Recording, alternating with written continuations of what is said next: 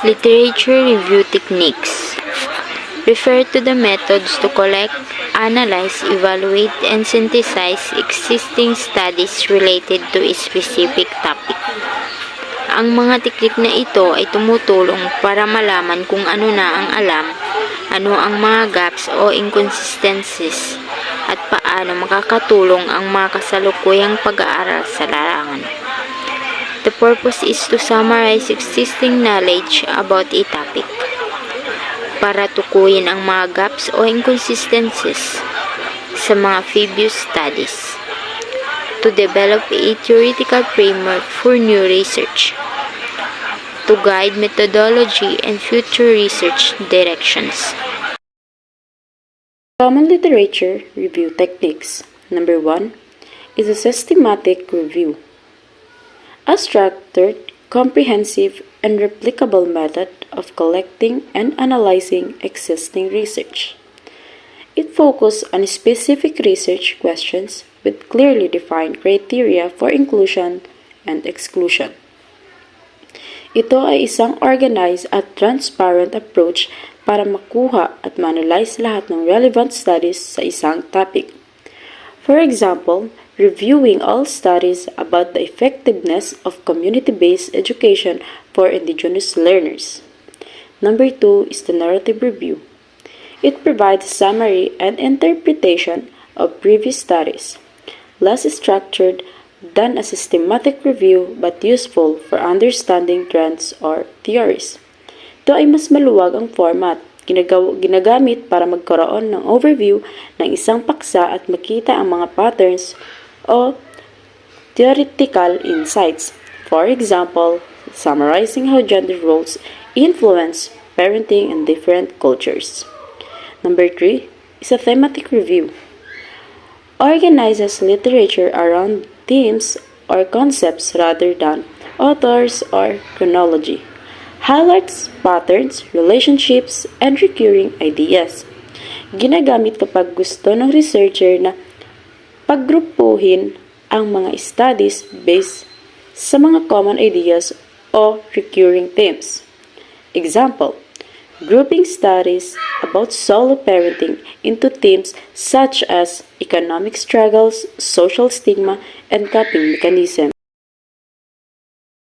Meta-analysis combines statistical results from multiple studies to identify overall trends or effects. Quantitative approach na ginagamit para pagsamahin ang mga numerical data mula sa maraming research. Example, quantitatively analyzing the impact of financial aid on student performance across multiple universities. Number 5 is the meta-synthesis. It integrates the findings from qualitative studies to develop deeper insights or theories.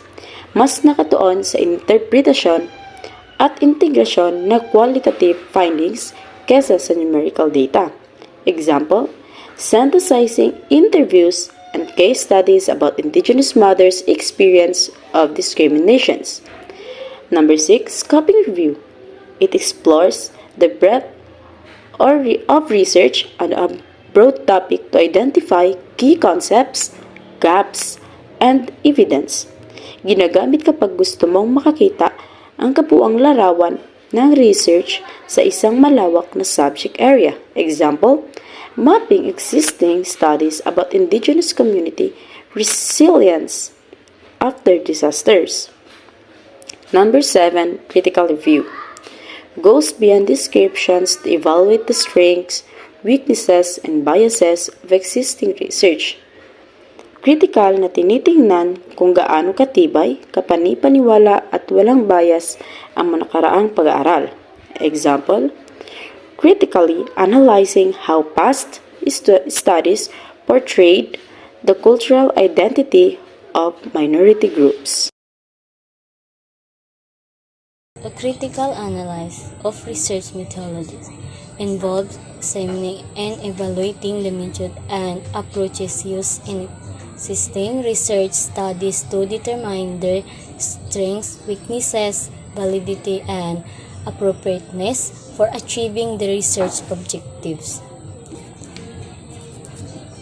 Its focus is not only on what was done and why that approach was suitable. Critical na pagsusuri ng metodolohiya. Sa pananaliksik, ito yung pag-aaral natin kung paano sinusuri ang mga pamamaraan sa pag-research. Purpose. The goal of critically analyzing research methodologies is to assess the quality and credibility of existing studies, identity methodological strengths and weaknesses, determine and method with the research questions, reveal gaps or basis in current research approaches, provide recommendation for approving future studies. Key areas to analyze. Key areas to analyze. Number 1, we have the research design. Was the study qualitative, quantitative, or mixed method? Was the study appropriate for the research question? Example, a qualitative design may be suitable for Explorer. For number 2, we have the sampling method. How were participants selected? Random, purposive, or convenience? Was the sample size adequate or representative? For example, we have a small non-representative sample limits the generalizability of results. For number 3, we have data collection techniques, where surveys, interviews, or observation used. Were the tools reliable and valid? Example, self-reported data can introduce bias if not cross-checked with other sources. We have the data analysis procedure, where statistical tests or thematic analysis correctly applied. Were interpretations supported by the data? Example, misuse of statistical tests can lead to an inaccurate conclusion. For number 5, we have the ethical consideration. Was informed consent obtained? Or were confidentiality and participant welfare maintained? Example, research involving indigenous community must respect cultural protocols and data sovereignty. For number 6, validity and reliability or trustworthiness. Were finding consistent and credible? Did the researcher address potential biases? For example, triangulation strengthened validity in qualitative research. For number 7, we have limitation of the methodology. Did the research acknowledge the weaknesses? Were the limitation addresses or mitigated? Example, limited access to participant can affect data. Identifying gaps and existence. Identifying research gaps means finding areas within existing study that have not been fully explored, understood, or addressed. These are the unanswered question, overlooked topics, or limitation in the current body of the knowledge that offer opportunity for new research. Kumbaga, ang pagkikilala sa research gap ay proseso sa pagtukoy sa mga aspekto ng mga umiral na pag-aaral na hindi ganap na pag-aralan, naunawaan o natutugunan. Sa madaling sabi, ito ay paghahanap ng mga kulang na bahagi or unanswered question sa kasalukuyan body of knowledge upang makapag-ambag ng mga bagong ideya or perspektibo sa larangan ng mga pananaliksik. The main purpose of identifying research gap is to discover what is missing or undeveloped current studies, ensure your research make a unique and valuable contribution, avoid repeating what has already been done, clarity the direction and relevance of your own study. Ito naman ang mga upang matukoy kung alin sa mga umiral na pag-aaral ang may kakulangan o hindi pa ganap na nade-develop, or upang matiyak na ang isinasagawang research ay may matatanging ambag at hindi lamang pag-uulit ng mga naunang pag-aaral. Upang malinaw, may pakita ang direksyon, layunin at kabuluhan ng sariling pag-aaral upang maisiguro na ang iyong research ay makapagbibigay ng mahalagang kontribusyon sa pagpapalawak ng kaalaman. Sa kabuuan, ang pagkikilala sa research gap ay mahalagang hakbang upang matukoy kung saan maaaring mag-focus ang isang mananaliksik para sa makapag-ambag ng bagong kaalaman na makakatulong sa pagpapalalim ng pag-uunawa ng isang partikular na paksa. The types of research gap: evidence gap, lack of sufficient study or data or particular topic. Ito ang mga ang evidence gap. Ito ay tumutukoy sa kakulangan ng sapat na ebidensya o datos hinggil sa isang tiyak na paksa. Dahil dito, nagiging limitado ang pag-uunawa ng mga mananaliksik at mahirap bumuo ng matibay na konklusyon. Number 2, knowledge gap. A topic is discussed but not fully understood or explained. Example, research known as solo parents face stigma but a little known about how they emotional cope with it. Ito naman yung knowledge gap. Ito ay nangyari kapag nagbigyan ng pansin na ang isang paksa sa mga naunang pag-aaral subalit hindi pa ganap na may paliwanag o nauunawa ng ilang mahalagang aspeto nito. Halimbawa, kilala ng mga mananaliksik na nakaranas ng stigma na ang mga solo parents unit. Ngunit, hindi pa sapat sa pag-aaral sa kanilang mga emosyonal na paraan na pagharap dito. Number 3, population gap. Creating groups or a population have not been studied. Example, most parenting students focus on urban mothers but not on a Badjao solo parents mother. Ito naman yung population gap. Ito ay tumutukoy sa mga sitwasyon na may mga particular na grupo o populasyon na hindi napag-aralan. Madalas nakatuon lamang ang mga pag-aaral sa mas madalas na nananaliksik na sektor. Halimbawa, maraming mag-aaral tungkol sa mga mag-ina sa urban na lugar. Ngunit kakaunti ang sumasaliksik tungkol sa mga Badjao na solo parents mother. Methodological gap. Past studies use limited or inappropriate methods. Example, most research uses survey by lack and depth qualitative interviews that capture lived experiences. So, ang methodological gap, ito ay nangyayari kapag ang mga naunang pananaliksik ay gumagamit ng limitadong, hindi hangkop o hindi sapat na metodolohiya upang ganap na masuri ang paksa. Halimbawa, kadalasan survey lamang ang ginagamit sa mga pag-aaral, kaya kulang ang malalim na qualitative interviews na maaaring magbigay ng mas masusing pag-unawa sa karanasan ng mga kalahok. Theoretical gap.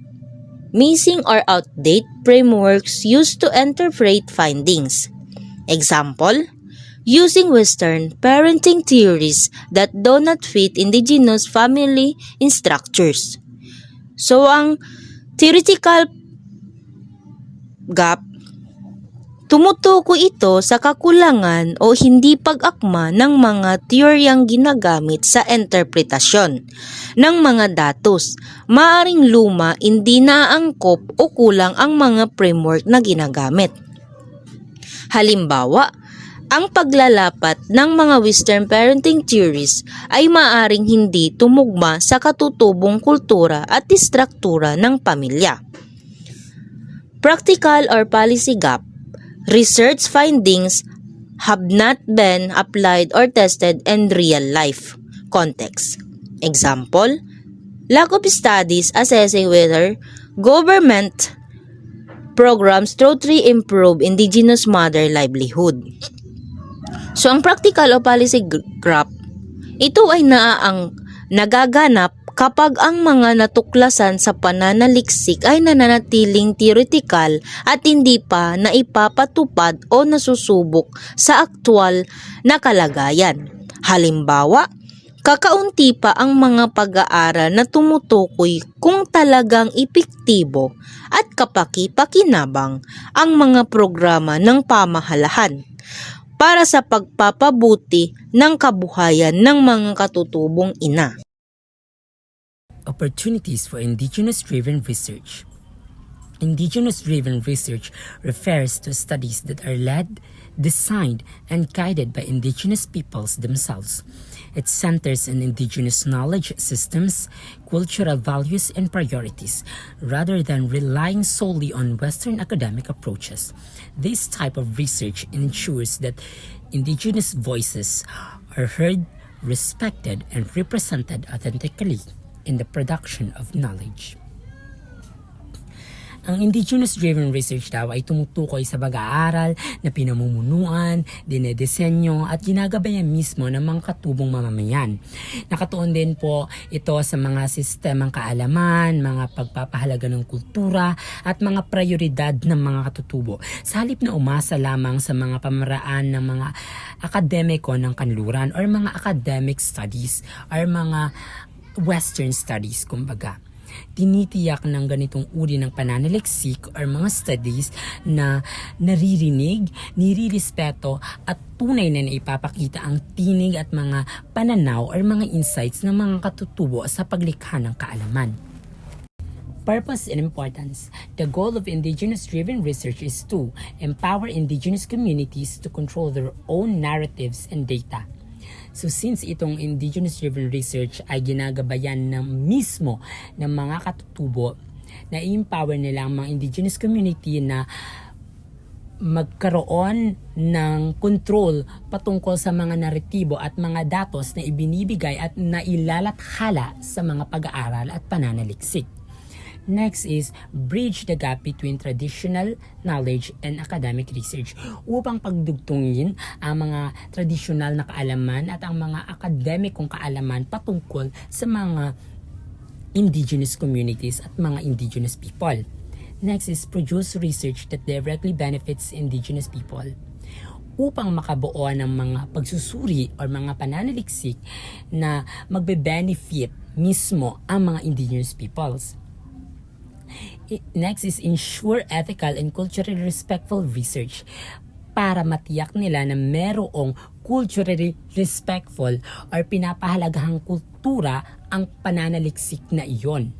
Next is strengthen indigenous identity, self-determination, and development.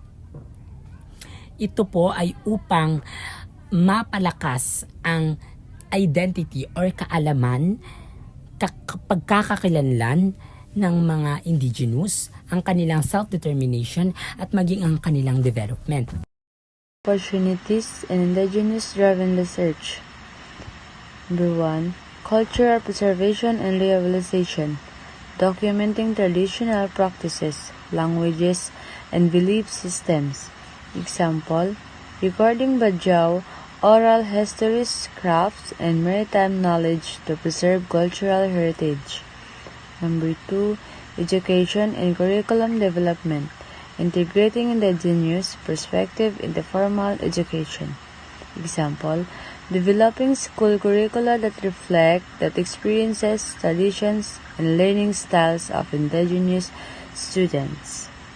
Number 3. Social and community development. Researching issues such as poverty, parenting, and community resilience from indigenous viewpoints. Example, exploring how Bajau Sulu parents, mothers, build community support system to overcome challenges. Number 4, health and well-being, combining traditional healing practices with modern healthcare. Example, investigating indigenous health practices to improve community wellness programs. Number 5, environmental stewardship, applying indigenous ecological knowledge to conservation and climate change adaptations. Example, studying traditional Bajau fishing methods as a sustainable marine resource management strategies. Number 6, policy and governance, using indigenous research to shape policies that affect indigenous rights and welfare. Example, research supporting policies on ancestral domain, livelihood, and education access. Number 7, methodological innovation, promoting research method grounded in indigenous worldview, storytelling, community, diligence, participatory action. Example, conducting group storytelling sessions as a valid form of data collection. Guiding principles of indigenous-driven research. Self-determination. Indigenous people define their research goals. Relational accountability, respectful relationships between researchers and participants. Cultural integrity, methods and analysis honor indigenous knowledge. Community benefit, findings must serve as community's interest. Collaborative process, research is participatory and inclusive.